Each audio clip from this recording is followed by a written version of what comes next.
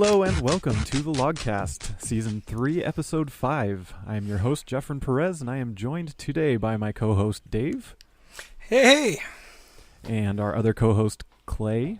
Hello, everyone. And this week we've got two very special guests joining us from Rare. We've got Emma. Hello. And Cameron. Hey. Guys, thank you so much for joining us. This is wonderful to have you guys on the show. No problem. Me too. Yeah. If you were wondering what we were teasing last week, this is what it was. This is the big one. Yeah, we were going to record last week, but unfortunately I don't understand time zones. I do apologize. It happens. Bane of my existence. But like I said, it's great to have you guys on here. We can go ahead and just jump right in. Starting with you, Emma, we just wanted to let everyone know who you are and what your title is at Rare. I'm Emma Bridle. I'm Rare's social media manager, formerly community manager, and I've been with Rare coming up 4 years now. Awesome. And Cameron, your title and... So my title is community manager, and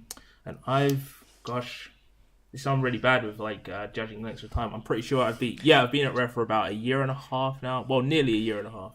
It feels longer though. I keep thinking you've been with us forever, but yeah. It does feel longer, to be honest. Yeah. It definitely does feel longer. I think even from our perspective, it seems longer. I remember when you were introduced as the new guy. Yeah. We were still doing Rare Replay at that point. Yeah. Yeah. I think I believe that Rare Replay was like 2015, and it's 2017 now. I know. I keep having to count it back on my fingers, and it was only a project for around 9 months, so it was even, it's crazy. So just to kind of follow up on your job titles, just if you could let us know a little bit about what your jobs consist of, maybe your day-to-day kind of things you're overseeing. Okay, so social media manager, which should be fairly self-explanatory, but I'm I'm planning the content and looking at how it performs across all our social channels. So we have 3 Twitter accounts. We have Rare, Sea of Thieves, and Us Captain Bones. We have 2 Facebook pages, one for Sea of Thieves, one for Rare. We have Instagram. We have, what am I forgetting? 2 YouTube channels. Then we've got the 2 websites, we've got forums, we've got a subreddit that the community created that we're involved in. We've got Game Hub, we've got clubs, so there's a lot of stuff. Yeah, when you put it up that way, that's kind of how much there is. All those channels need content, so I'm sort of helping to put plans in place and then meeting with various people to make sure that we're up to date on what we're doing, artists to create things for us, working with the video team on a regular video series. I co-host our official podcast as well, Tales from the Tavern. So, yeah, that's me, I guess. Awesome. Wow. I picture you guys with like 4 monitors at least, with multiple windows on each one, with all the social media channels. We all have at least 2. Cameron uses 3 because he's just fancy. And then I have I reckon 60 to 90 tabs open. It really bothers IT, but that's just how many I need. Not bad. Yeah, I work in IT in my day job, and yeah, I've definitely seen things like, hey, why is my computer slow? Because you have 20 tabs open. Yeah, it's a problem. I can't help it. It's all good. And Cameron, what does being a community manager consist of? This is well, it shouldn't be a difficult one for me to answer because obviously I know what I do every day, but it's always a weird one because I know that the title community manager can really vary between jobs and studios. But at least for me, so over the past I'd say 6 months to a year, what I've done, what I do has changed quite a lot. So originally I was doing a lot of social media, doing Captain Bones, and when we first launched. No, Captain Bones does Captain Bones, Cameron. Oh, yes. Sorry. He's real. I mean, you were assisting Captain Bones, of course. Yes, I was assisting Captain Bones in his everyday running of Twitter. When we first launched the Sea of Thieves Twitter account. So since I think our forum went live at E3. It was E3 last year. So I run that on a day-to-day basis. So a lot of the threads that you see and just supporting everyone else on there with anything that they need. I'm always on call to do that, which is really, really fun. You get to meet a lot of people. Well, I say meet a lot of people, virtually meet a lot of people, which is really cool, and talk to some really interesting people. Aside from that, so obviously we've been doing our technical alphas over the past couple of months, which have been great. And so after we have those, it's always my job to look at the bugs that people have reported or any feedback that they've given us, and try and essentially put it into a format that kind of makes sense for the various teams, like our test team, our designers, etc., to make sense of and actually use. And we've always said that we want Sea of Thieves to be a game that I guess grows with the players, and that we want the players to almost be involved with the ongoing development of the game. So taking everyone's feedback and bug reports and trying to and shape the game based on that is part of that. And so it's my job to take that to take that feedback that people have given us on our forums and try and give it back to the designers, so we can then start to make changes and shape the game. That's incredible. Yeah, it's that's good fun. huge. Yeah, it's good fun. The whole forums is amazing, and it's a really, really great, welcoming community, and it's really cool that you guys are so involved with it. I think we broke for sure. 50,000 posts recently on there. Wow. So Wow. Yeah, it's crazy amount of posts. It's Insane. busy, That's awesome. really busy. That's great. Yeah. So you touched on how long you guys have been at Rare. We did want to ask a little bit about kind of how you ended up there, kind of what led you to your jobs there, just briefly, and kind of what the process was like, kind of getting in at Rare. Well, I was training as a journalist. I was doing a master's degree in digital journalism within the sort of same geographical area as Rare, and they sent through a job listing to our department looking for someone to help with social media and writing web content. And I took a look at it and I thought, well, I have all the skills they're asking for. I can do the job. And I looked them up and realised that I'd played Rare games growing up and just hadn't realised, because I'd never really thought about the studios that made the games, I guess, that I'd been playing. And so I applied, interviewed, and I think 5 weeks later started the job. Wow. Initially for 6 months, and a 6-month contract, and I've just never left.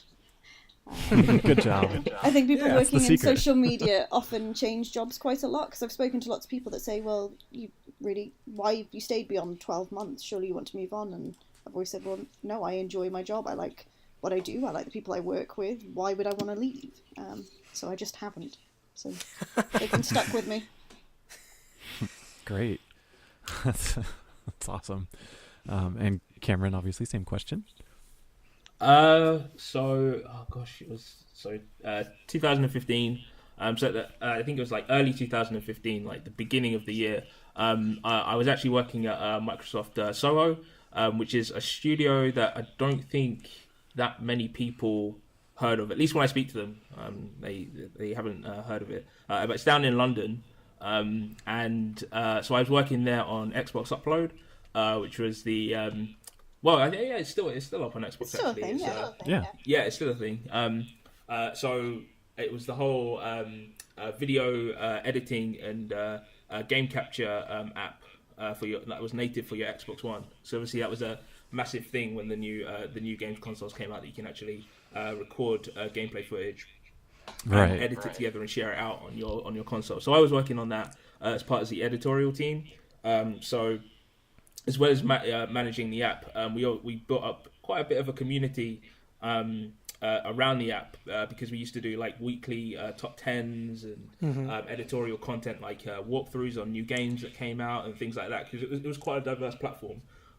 So I was on the team that did that, so early 2015 I had left, and I was looking for other jobs, etc. And one of my friends had actually worked with Emma in the past. Was it on KSI, Emma, or? Yeah, on Connect Sports Rivals. So Cool. So yeah, they had worked together in the past, and so I was looking for another like community based role. And I remember Alex, which is his name, Alex. He telling me that Rare had one going, and I think Emmy contacted you, didn't he? He put up a Facebook status that basically said, "I've got a friend who wants a community role," and we'd just posted our role. So I messaged him and said, "Okay, if you know someone, let me know." And then I handed his CV over to Bobby, and we brought him in. Yeah, and then so about September of that same year, I started September. September is when I went for my interview. October, I think it was. It was October. Early October, I started at Rare, and here we are, nearly a year and a half later. And again, he hasn't left either. Yeah, and I'm really enjoying it as well. Like I was being someone that, aside from when I went to university, I've always grown up like down south. So moving up somewhere else in the country for work was a completely different experience for me. But I'm glad I did it. I'm really, really glad I did it. And I'm really enjoying it, and everyone's great at work. So yeah, no complaints from me. Brilliant. Good. I cannot complain. It's really cool how you guys ended up there. Kind of last question in this topic area is kind of what do you love most about your job? Is there any specific thing that you enjoy the most? Interacting with the community directly, I think, is really cool, and it's really cool how you can do something which to you seems quite small, but it means a lot to someone else, and I think that's really great. Like some of my favourite memories when doing Rare Replay was putting out, celebrating our history and hearing from people who said, I used to play Jetpack when I was little with my dad, but my dad's no longer with me, but now I get to play it with my son, and thank you for, creating that experience for us. And it's just really lovely hearing those stories from people. Yeah. And Cameron? Yeah, I would say for me it's a similar thing, but not to go over what Emma said again. I think another thing that I really like about this job, and because it's completely new to me, working on a game. This is the first time I've ever done it. But seeing like I say, I've been here a year and a half, and seeing how the stuff that our team is doing is affecting the project over time, and seeing where we were like a year and a half ago and where we are now is something that I've never really experienced in a job before. And so I'd say that's one of the best things, just thinking about where it's come and where it's going to go in the next however many months. So just seeing that progression is awesome, and it's really satisfying, really satisfying. I think working in a studio is quite different as well, because you and Bobby both came to us from within Xbox, but not working within a studio, and I think the environment's very different. Very different, very different. But really cool to sort of be alongside a project from beginning to end, essentially, is a really, really cool thing to be a part of. Yeah. No, definitely. Awesome. Okay, so next question is going to be about some games. So I'll start with you first, Emma. What is your favorite Rare game of all time? Viva Pinata. Nice. That's a great one. So, any reason why, or what do you like about it? I picked it up before my Rare interview because me and my brother shared a PlayStation growing up, and I used to go to my friend's house and play on her Nintendo consoles, but whilst I was a teenager, I didn't have access to any consoles at all, so when it came to the Rare interview, I felt I should probably catch up on the last few years that I'd missed. Right. So I'd bought myself an Xbox 360 to play the Fable games, and I sort of went and picked up some of the Rare 360 titles, picked up Viva Pinata. Couldn't really tell from the box what it was about, but I thought, oh, well, it's got animals and bright colours, that looks cute. Popped it in and then was completely addicted. I think people see the bright colours and assume that, it's a game for children, it's going to be really simple, but it's incredibly complex. And I think you can sink so many hours into it, and I'm my own worst enemy because I'll create a garden and I'll get so far and then I'll suddenly decide I don't like it anymore, and I'll just I'll take the whole thing apart, start again. Wow. But yeah, it's so addictive. The music is great. I love the art style of it. I just love everything about it. And I tried to look up recently how many hours I'd spent on it, and I couldn't find that stat, which is probably good because I think I'd be horrified if I could see how much of my life has been sunk into that game. Right, yeah, I've put quite a bit of hours into between the two of them as well. Yeah. They are surprisingly deep. They really are. Not what you would expect from the cover art always. So Yeah. how about you, Cameron? What game do you like? So, do you mind if I cheat? Sure, go ahead. When I say cheat, You're the I guest. mean, Oh, I was so going to say.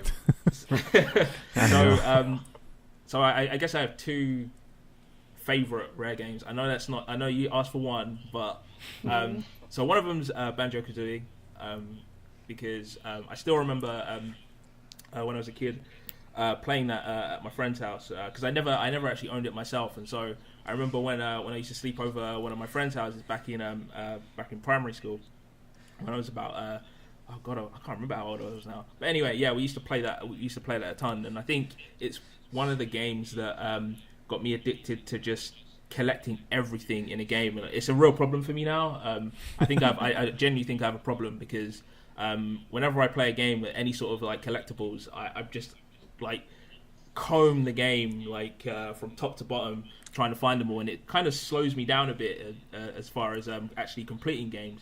But I think Banjo-Kazooie is one of the games that started that off for me. I don't know whether that's a good thing or a bad thing. But, it's a good thing. Yeah, that's one of the reasons why I remember it so fondly.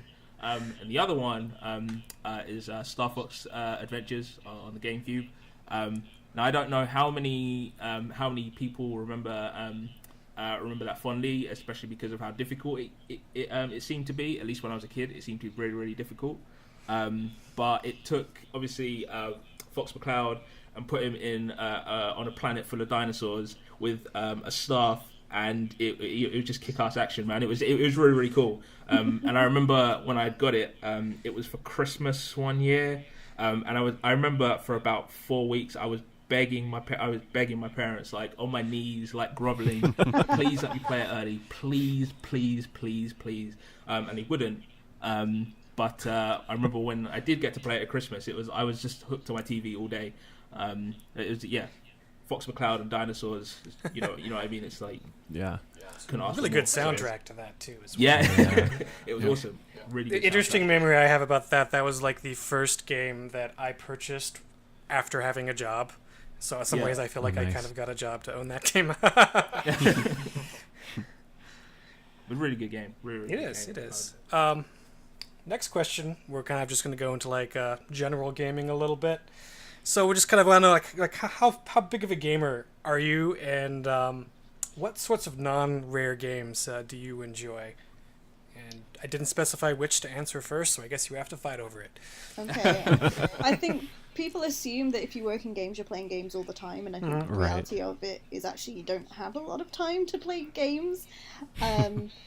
So the ones that I've enjoyed over the past couple of years have been quite short but really story-driven titles. So Life is Strange was absolutely amazing. I think I played that over 2 or 3 days, and I think it was a Christmas holiday, so I don't think I was even really getting dressed. I was just getting up, going straight down to the Xbox, playing it all day.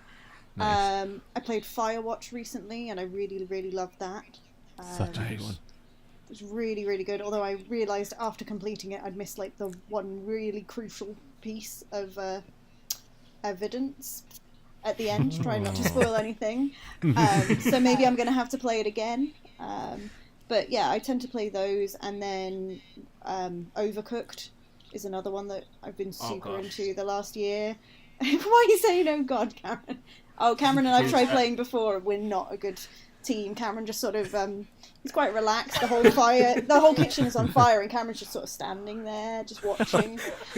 I actually just bought that and still haven't played it because I don't have a second controller, and I got it at your recommendation, so that maybe I can play it. But I still don't have another controller. It's definitely good, but I think before you go into it, you need to just agree that if things get a bit heated, you can take a break for the good of your marriage. It gets quite heated. Emma, you know, just before Christmas, I bought it for my Xbox just before Christmas. Oh, yeah. So we went to my cousin's, went to my aunt's house, on Christmas Day, and so I took some Xbox controllers around to my cousin because he had one. And we played 4-player. Oh my god, the amount of shouting! Oh my god, it's just I chaos, feel sorry for the neighbours. You know, my aunt has quite a big house, but I'm sure the sound of the shouting from us upstairs must have like reverberated throughout the whole neighborhood because it was pretty. It's special. so good though, and Tomb Raider as well. I really like the way they've rebooted it. So the last Tomb Raider and Rise of the Tomb Raider, I've sunk a lot of time into. Yeah. But I really like the way that they've redone Lara, and I think the story's really good, and I think the writing's been really good because she feels like a genuine female character. I know they've had a female writer, but I think it really shines through. She feels really authentic. Mm-hmm. Yeah, I still haven't played the second one yet, The Rise of the Tomb Raider. It's been on my list forever, but the first one, I was really pleasantly surprised by the first one. It was not quite what you were expecting from, previous Tomb Raider titles, and I think in a good way. Yeah, I really liked it. Mm-hmm. Sorry, Cameron, I've not let you say anything. That's all right. It's cool. It's all right. Gosh, what do I like playing? Fighting games, right? So yeah, I do love fighting games. I'm a massive Street Fighter fan. Nice. Actually went to so we have EGX over here in September. It's like a game show, and there's Capcom always do well for the past few years. They've been doing a portion of their Capcom Pro Tour. The UK part of their Capcom Pro Tour at EGX. So I competed in that. I didn't get as far as I wanted to get, but yeah, I'm a big fan of competitive fighting games. So I love being involved in that community. Nice. Aside from that, I'm a massive fan of RPGs. So I like Dark Souls. I'm a massive fan of Dark Souls. And recently I've been playing a lot of Dragon Quest VIII. It's the first time I've actually got to play it because I know it's considered a classic for a lot of people. Because I think the original came out on the PS2, I think. Yep. Yeah, and I never played it back then, but they've recently remade it for the 3DS. So I've been playing that a lot recently, and it's really, really good. Really, really good. And I love the British accents that they've used. Right, yeah. I love. Was it Young? Is it Youngus or yeah, something Youngus? Like that? Yeah. I love it. He's just like, "Cool, blimey!" Like all the time. Yeah, it's like stereotypical Cockney Eastern core blimey Nice. guff. Like, it's awesome. But yeah, I'm having a lot of fun with that game at the moment. A little bit of wording about it is, it took me, I think, over 80 hours to get to the final boss, and that wasn't even doing everything you could do. Really? Yeah, it's a really long game. If you like that, if you're big into that, it's really good. But I know a lot of people will probably get burned out on it because it's a hardcore JRPG. Yeah, for sure. I mean, I'm about 40 hours in now. I can't tell. I can't tell whether I'm halfway through or quarter of the way through. But yeah, it seems like I've got a lot to go. Yeah, it's good fun. Good fun. Good value for money, right? Yeah, it's great. All right, awesome. All right, these next few questions, we're going to dive a little bit deeper, kind of ask some questions pertaining to the stuff that you guys do on a regular basis.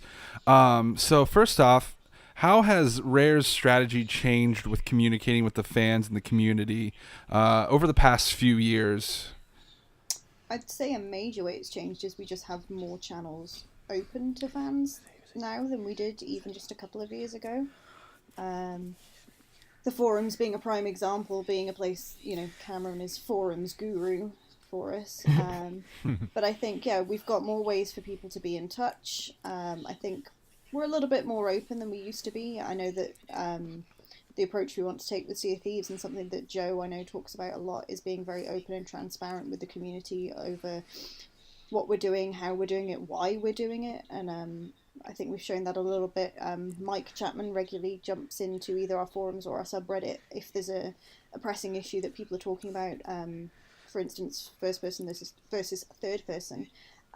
He's very happy to jump in there and really give quite an in-depth explanation of why we've chosen to do things the way that we're doing them.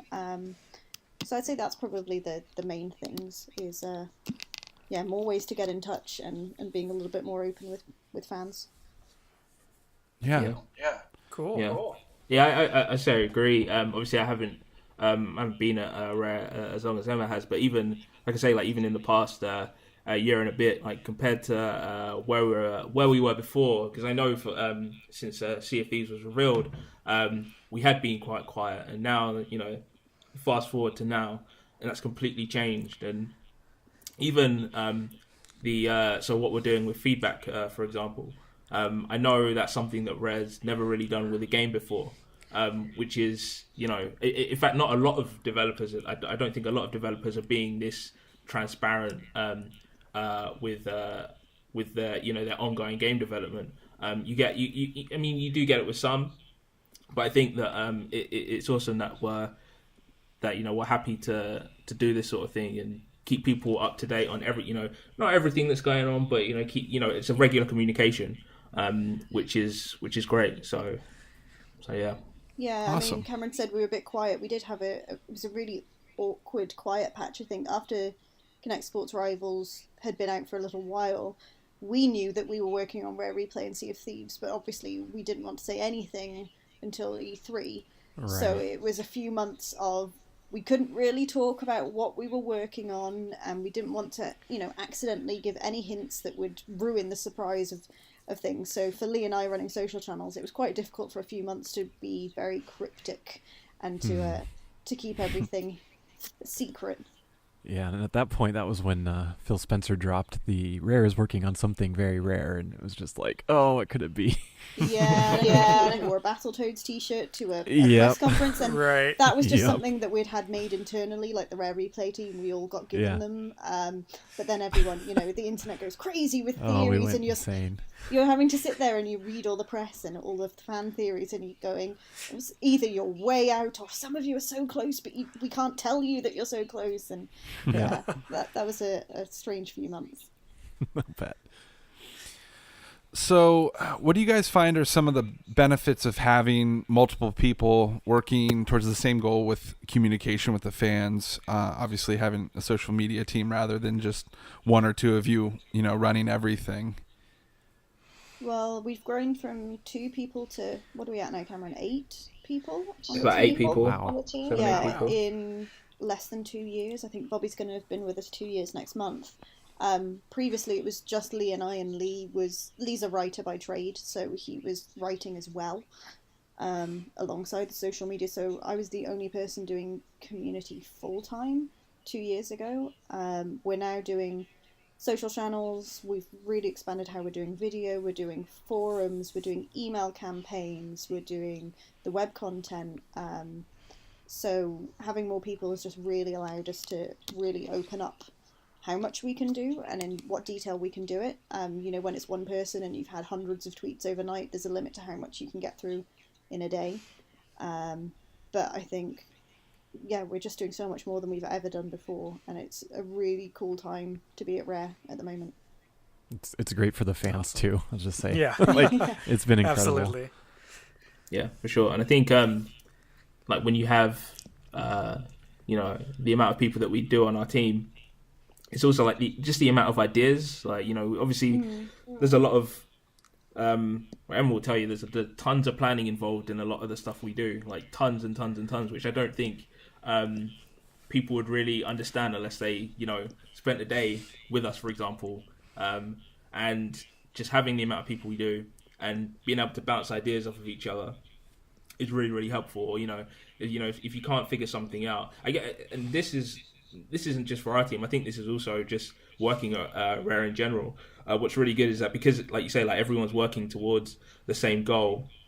If you're stuck for an idea or something like that, then you can always count on someone to give you some advice or to help you. So there's a really good sense of collaboration. Yeah. Which again, make sure that we can do the best that we can do. So it's really helpful. Like last E3 E3 is an insane night for us because it always starts, I think, the media briefing usually starts 5 p.m. our time, finishes 7 p.m, and then we work through till the early hours in the morning, and just having lots of people to pitch in. Sometimes it's all hands on deck if people need to be sort of jumping in and helping with social content when that's not normally what they'd be doing. We can do that now, which made it was still stressful, but it's a little less stressful when you've got more people around. Great. So I guess moving on from that, moving into the fan visit last year, just briefly, we were kind of curious how the reaction was among the studio staff when you guys opened it up to me and some of those other fine folks? I think people were really excited because, I mean, for not everyone at Rare is on Twitter or wants to be sort of on Twitter and being very public with what they're doing, but it means that they're in studio day after day working on a project and they're pouring, not literally, but their blood, sweat and tears into what they're doing, and they love what they're doing.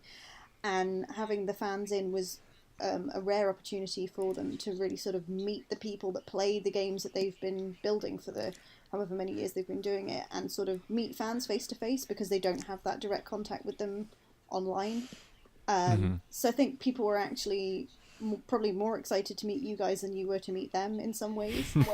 Although I'm sure they'd play it very cool about it, but they were really excited to just sort of get to meet people who love what they do. I think that was a really cool experience for them. Yeah, I think so, because it's like you say, Emma, like not everyone has the right amount of time to be able to go through our forums, go through Twitter, Facebook, and see what everyone's saying. But I find it interesting. Just even some of my friends at work that are on completely different teams, like they're always interested to hear what's going on in community and what the fans are saying. I think when you're working on something that that's not even finished and people are already showing like tons and tons of love for it, it's really encouraging, I think, for a lot of the people at the studio to hear all the good things that the fans are saying. So people are definitely interested. Everyone's really interested in what you guys are saying, and it does give them a good boost, which is awesome. Yeah, when you guys were playing for the first time, I mean, you probably heard about it, but you were in the booths and it was like a NASA control center. Just people were flooded around those screens because it was the first time. I mean, we've been playing the game within the studio for the whole of its development, but it's the first time that someone who'd never seen it before was playing it, and people were just like, they were really nervous. Like people were like sweaty and all like twitchy because they were just like, well, are they gonna love it? Are they gonna hate it? Are they just gonna not really have any feelings at all? So people were really, really nervous about that. And the minute you guys were all sort of smiling and yelling and things, everyone just visibly relaxed. That's great. This next question I actually got out of sequence because I made an edit to this and forgot to work it, but it ties back to the social media platforms and just maybe discussing some of the pros and cons of each platform that you guys do use, like which one might be better for certain things, or if you get better engagement on one or another, something like that.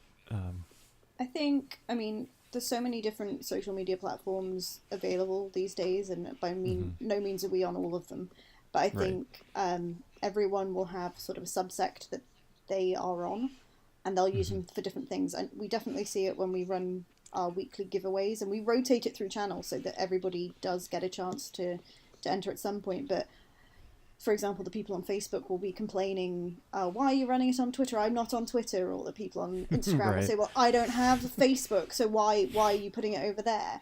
So it means that we're able to reach a lot more people, and I think they're all slightly different. I think Twitter's definitely our most conversational platform. We're able to sort of have more conversations there.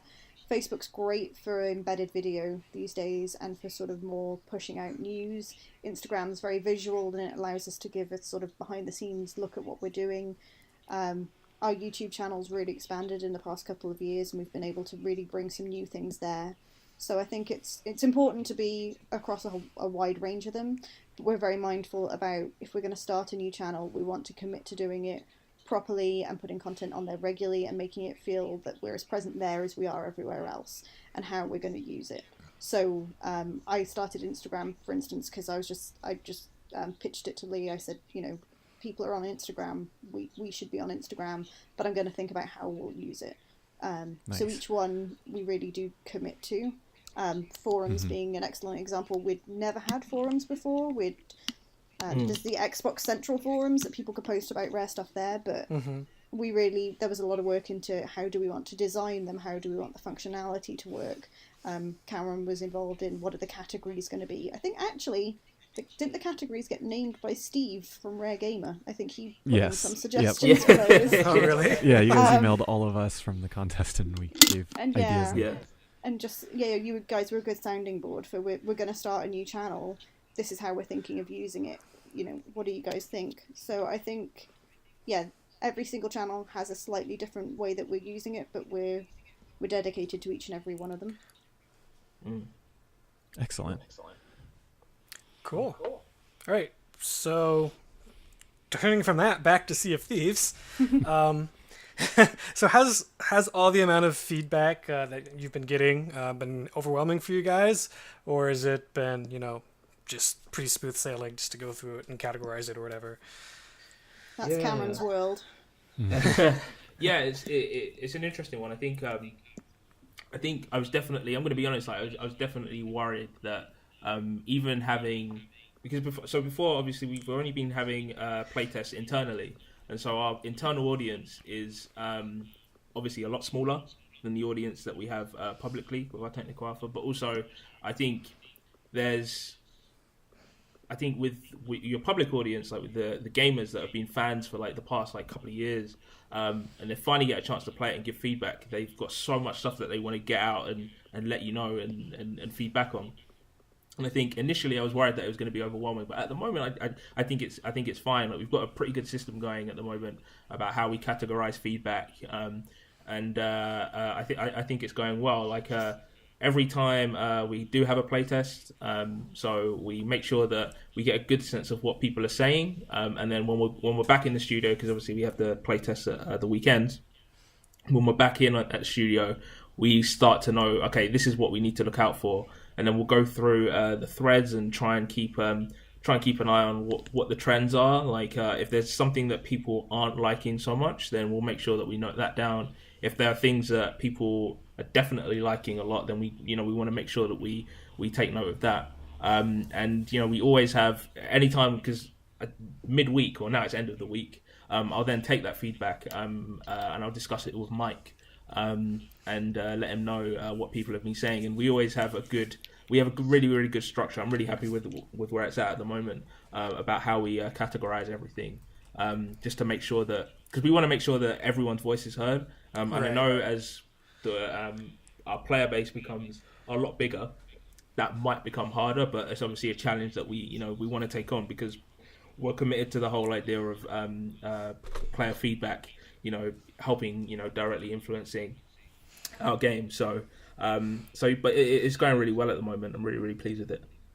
Awesome. Yeah, glad that's working out for you, because it would seem, Yeah. just thinking about it, I think would be overwhelming considering, the amount you must be getting. So I'm going to sort of segue that into a little bit more fun topic.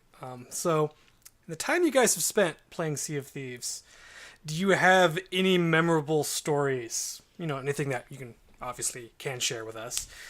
Anything that, just have stood out to you as a really fun or funny experience you guys have had internally playing Sea of Thieves?